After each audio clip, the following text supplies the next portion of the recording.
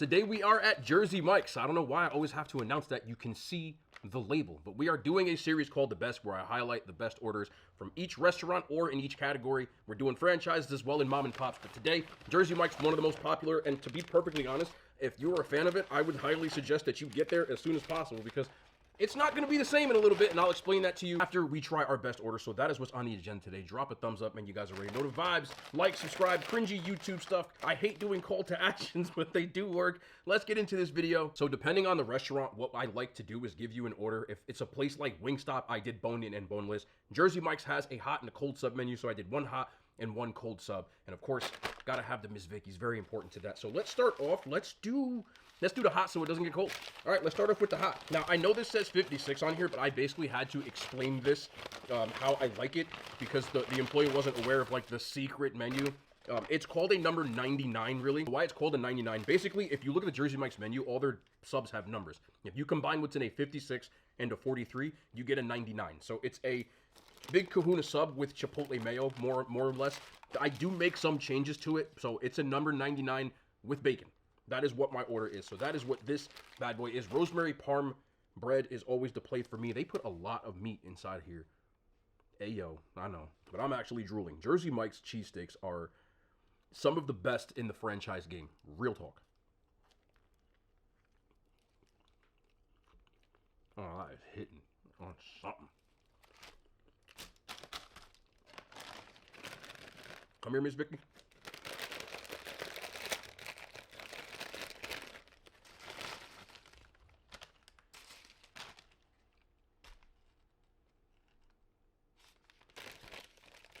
Shrinkflation is in.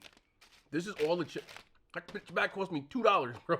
Oh my God. For people who don't know, Miss Vicky was a privately owned business similar to Jersey Mike's that has reached a certain level that got bought out by a corporation. And then they ruined it by not putting enough chips in the damn bag. The chips still taste pretty good, but they're going to start cutting corn. We'll get into that when we get into it. If you don't know what is in a 99 other than chipotle mayo on a 56, let me explain it to you because I went ahead of myself. It's their cheesesteak with onions, mushrooms, jalapenos, extra cheese, and then, of course, the chipotle mayo. Now, on top of that, I added bacon and the rosemary parm bread. To me, this is the best cheesesteak at Jersey Mike's. Loaded with a bunch of different toppings. Miss Vicky's barbecue chips. So, you get a little bit of that sweetness from it. And then when you really get it going, you can add this cherry pepper relish. Now, you can just get it on the steak, but I use this in my meal prep, so I always have cherry pepper relish at the crib. So I didn't add it onto the cheesesteak, but I love the cherry pepper relish as well. So what you do after that, you just, a little bit right there.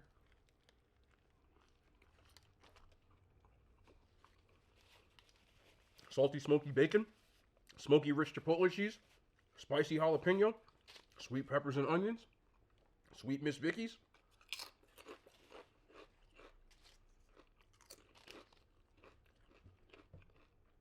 This sub, to me, is one of the best in any franchise, let alone.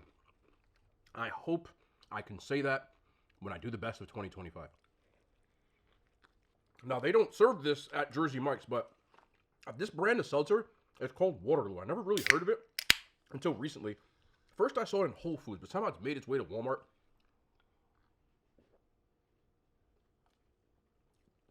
And this summer berry flavor for me, as a seltzer water drinker, is one of my favorite seltzers. It's expensive as hell, though. Shrinkflation has also hit consumer products like seltzer because they only sell these in packs of 8. They used to sell them in 12. I don't see them anymore. And a lot of brands I've noticed are starting to do that. Even my old reliable ShopRite brand only sells them in 8 now. I know there's still some 12. Hopefully they stick to their whatever because they're getting less and less. We'll talk about it. I'm just noticing it everywhere.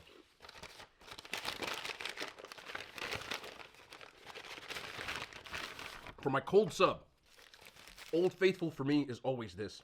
We have the Jersey Mike's number 13, the Italian. So let's talk about what's on the Italian and how I do mine. My version of the 13, first of all, it starts off provolone ham, prosciutto, gabagool or capicola, however you want to say it, salami and pepperoni. I get mine as a regular rosemary parm bread, Mike's Way, no lettuce. And then I add cherry pepper relish, banana peppers, and chipotle mayo. That is my order at Jersey Mike's. Normally, I don't put mayo on subs, like Italian subs. To me, growing up here, like, that's just something that you didn't do. But with Jersey Mike's, I do make exceptions with franchises. It's almost like pineapples on pizza. It's the same thing for me with, like, franchise stuff like this. Jersey Mike's makes a good sub for a franchise. You can't compare this to, like, in my opinion, legit sub places, but I've gotten to like franchise places because of the occupation of doing these videos. I don't have a problem with this. I do think it's really good for a franchise. It's not as good as going to a real deli. We do real deli sometimes too, and that's how we get down.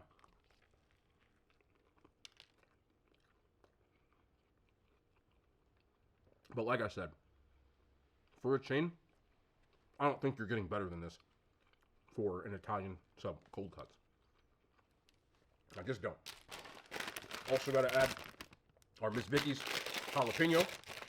Let's see the shrinkflation. Yep, about right. Get our jalapeno in here.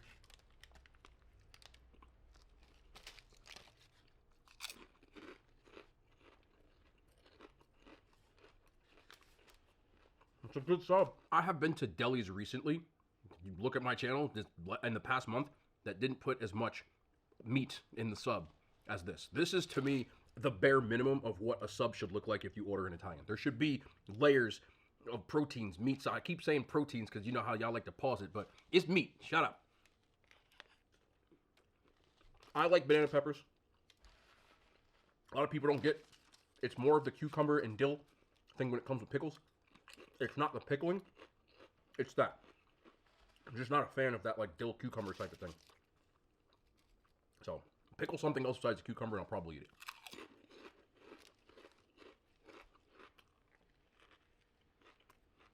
I have a question. 2 questions, actually. How do you feel about mustard on sandwiches? I do mustard on, like, ham sandwiches, personally.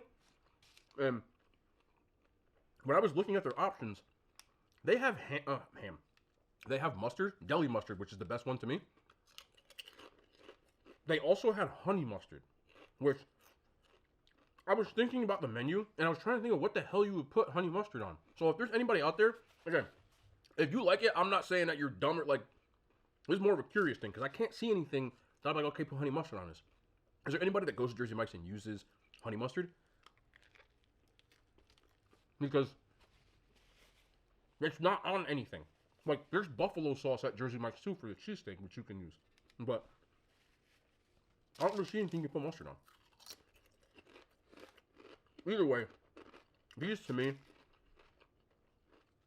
are the 2 best sandwiches. And as far as Jersey Mike's goes, I've been on record saying this.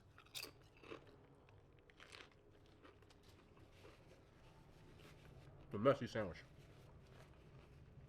As far as big chain subs, it's the best.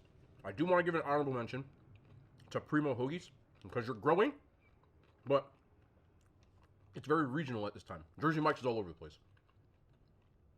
With that being said, this goes for Primo. As you grow, please don't mess this up.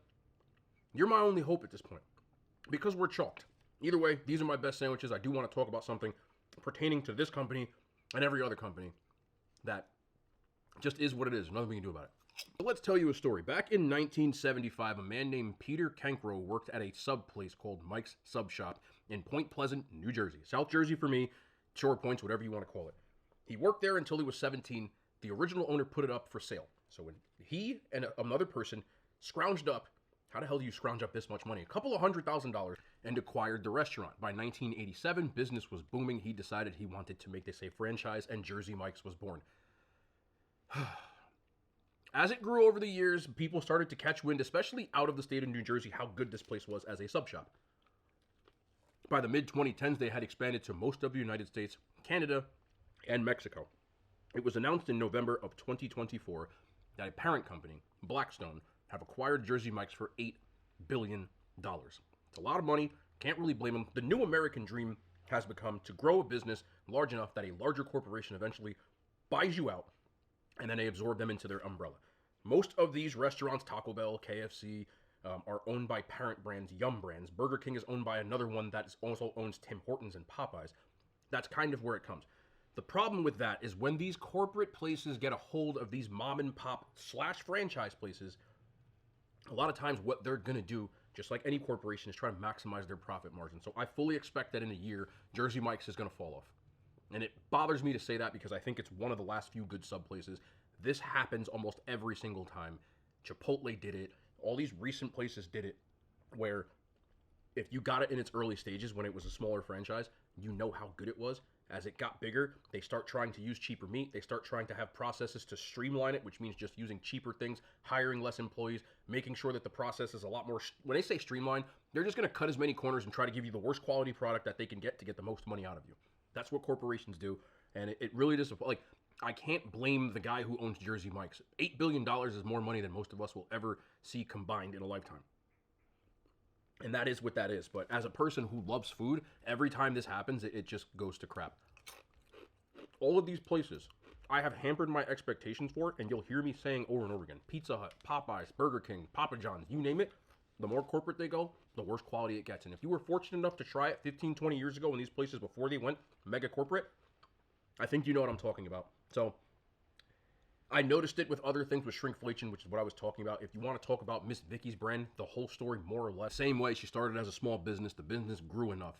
People don't know this. The owner of Miss Vicky's is actually Pepsi. For people saying it's Frito-Lay, they are manufactured by Frito-Lay. If you look up the parent company, it's Pepsi. So they require this and they mass produced it. What happened eventually? They try to keep it the same, but what they're going to do, just like most things with shrinkflation, try to give you the least amount of product and charge you the most amount of prices. And that's just, unfortunately, the way that it is. This is why I want to still do mom and pop businesses, but I do understand that chain places are a common denominator, and that's why I do them as well. It's similar to like a musician making songs that they know are more radio friendly. I still got to play songs for the radio, but we're adding in more of the mom and pops again.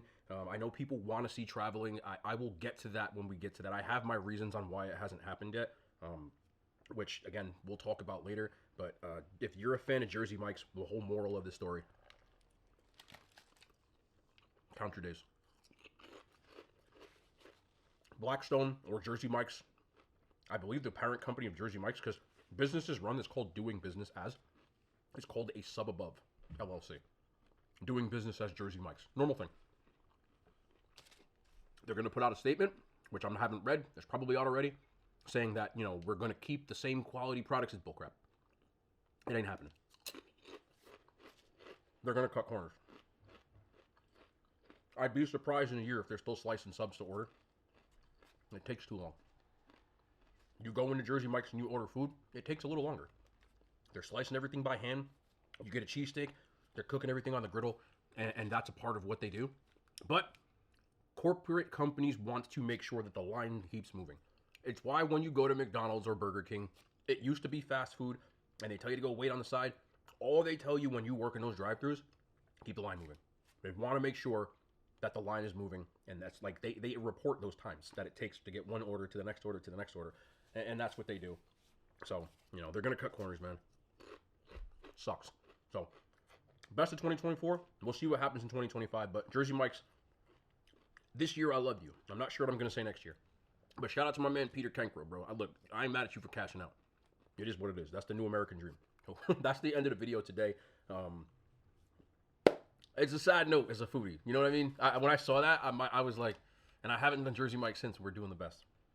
It kind of like, I was like, oh, man, got another one. Enjoy. Nah, I'm done. We'll be back tomorrow. Hope you enjoyed the story time. Tomorrow, more content, man. The hand signs, they made it to YouTube.